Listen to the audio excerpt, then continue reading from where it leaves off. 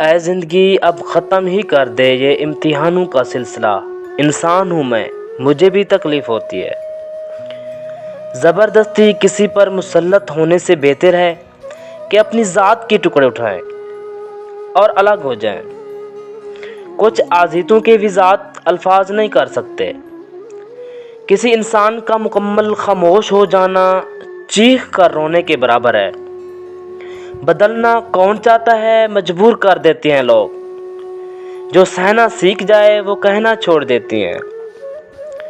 جانتے ہو میں نے آزاد کر دیے کئی من پسند لوگ، بے چین رہتے ہیں وہ لوگ جنہیں ہر بات یاد رہتی ہے۔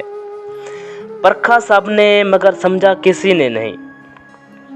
نفرت نہیں ہے کسی سے، بس اب کوئی اچھا نہیں لگتا۔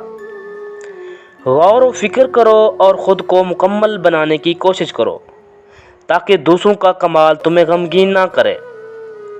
یاد رکھو جب تک اپنی نجات کا یقین نہ ہو کسی گناہگار کا مذاق نہ اڑائیں۔ تم پڑھنے سے سیکھ سکتے ہو لیکن سمجھنے کے لیے تمہیں محبت اور صحبت کی ضرورت ہوتی ہے۔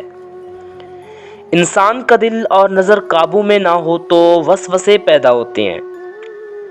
اگر تم قرآن کو آنکھوں سے دیکھو گے تو الفاظ نظر آئیں گے، دماغ سے دیکھو گے تو علم نظر آئے گا، دل سے دیکھو گے تو محبت نظر آئے گی، اور اگر اپنی روح سے دیکھو گے تو تمہیں خدا نظر آئے گا، اور اگر اپنی روح سے دیکھو گے تو تمہیں خدا نظر آئے گا۔